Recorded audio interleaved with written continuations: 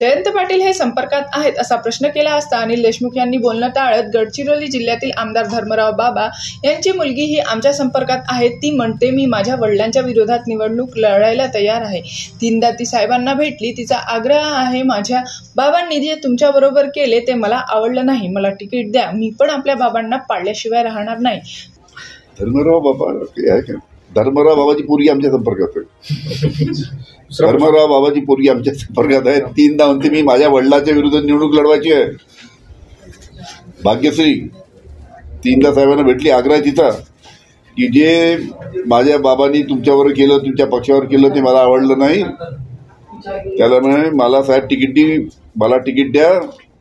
तुतारी वाजवणाऱ्या माणसाच्या चिन्हावर मी माझ्या वडिलाला पाडल्याशिवाय राहणार नाही असं येऊन सांगितलं.